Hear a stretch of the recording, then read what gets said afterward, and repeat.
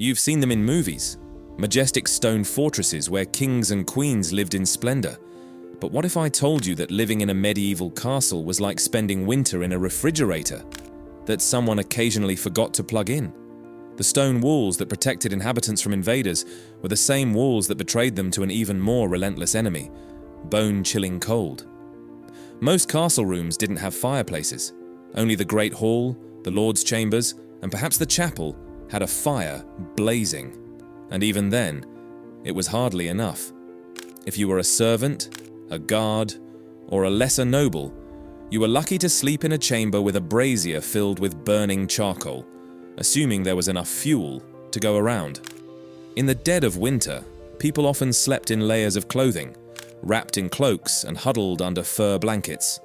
Some even slept sitting up, not out of comfort, but because lying down in such frigid air made breathing harder and hypothermia more likely. In fact, people sometimes slept together, platonically or otherwise, just to share body heat. It was survival, not scandal. Imagine trying to sleep while being constantly assaulted by the overwhelming stench of waste, mold, and unwashed bodies. That was reality in a medieval castle. Castles had garderobes, a fancy word for medieval toilets, which were basically holes that emptied into the moat, or a cesspit. Some were located near bedrooms for the convenience of nobles, but that convenience came with a price. There were no U-bends, no flush mechanisms, and no air fresheners. The smell wafted through corridors and clung to rooms like a ghost. And it wasn't just human waste. Animals often lived in or around the castle. Horses, dogs, chickens, even pigs. Many shared quarters with people, especially during colder months. Their droppings added to the already intense aroma of sweat, smoke, mildew, and food rot. People tried to cover it with herbs, flowers, and incense. But you can only do so much when bathing was a luxury, and deodorant hadn't been invented. Even if you managed to fall asleep in the cold, in the dark, and through the smell, your problems were far from over. Medieval nights were crawling, literally.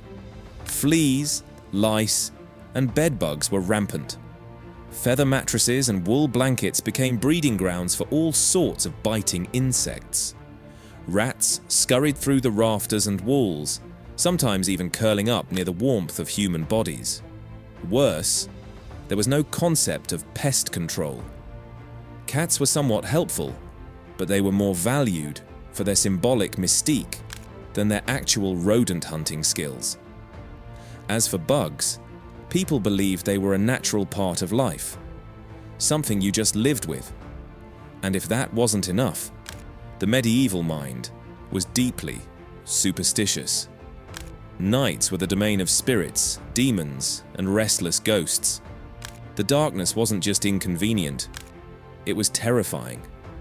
Many refused to wander the halls after sunset, fearful of being cursed or possessed.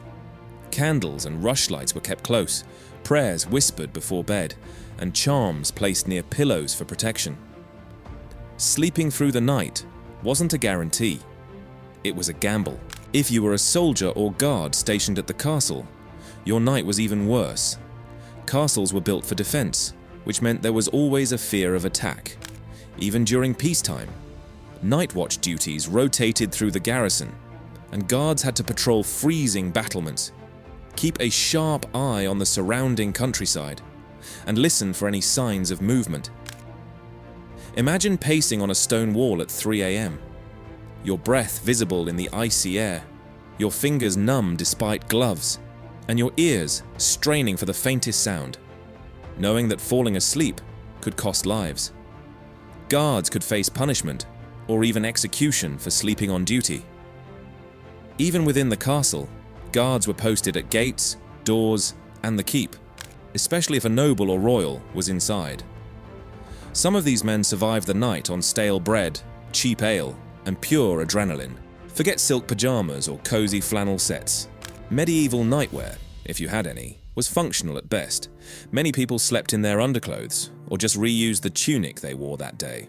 For poorer folk, That might have been their only garment. Nobles sometimes had nightshirts, usually made of linen.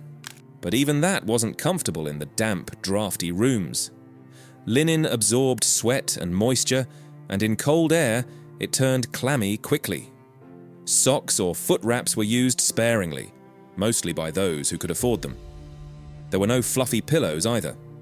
Some slept with their heads on wooden or straw-filled pillows. Others used rolled-up cloaks or bags of grain. It wasn't about comfort. It was about surviving until the sun came up.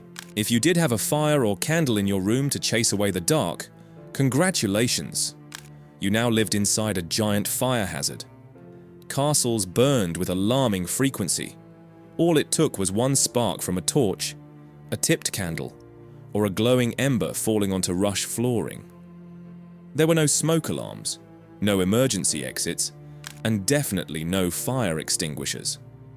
Once a fire started, it could engulf wooden interiors, thatched roofing, and tapestries in minutes.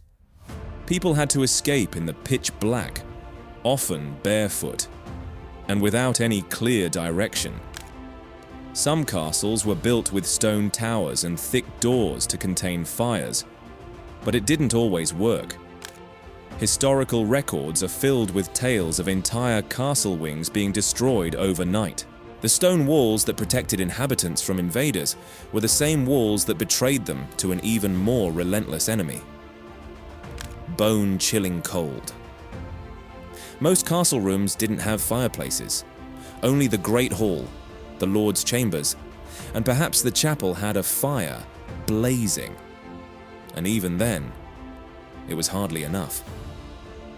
If you were a servant, a guard, or a lesser noble, you were lucky to sleep in a chamber with a brazier filled with burning charcoal, assuming there was enough fuel to go around. In the dead of winter, people often slept in layers of clothing, wrapped in cloaks and huddled under fur blankets. Some even slept sitting up, not out of comfort, but because lying down in such frigid air made breathing harder and hypothermia more likely. In fact, people sometimes slept together, platonically or otherwise, just to share body heat. It was survival, not scandal. Despite all of this, medieval people endured. How? The key was routine and resilience.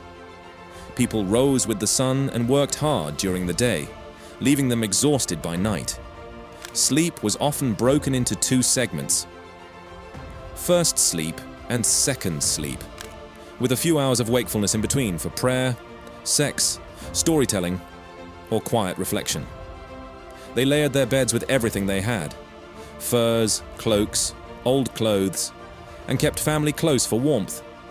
They prayed, told stories of saints and spirits, and clung to whatever sense of order they could muster in an unpredictable world.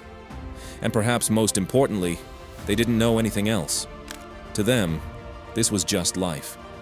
Miserable by modern standards, yes, but livable in their eyes. We romanticize castles as majestic symbols of chivalry and nobility, but surviving even one night inside a real medieval castle was a feat of endurance. Between the cold, the stench, the bugs, the fear of spirits or fire, and the threat of intruders, it's a wonder anyone got any rest at all.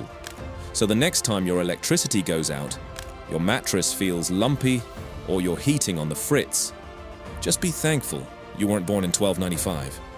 Because honestly, how people survived medieval castle nights remains one of history's most underappreciated mysteries.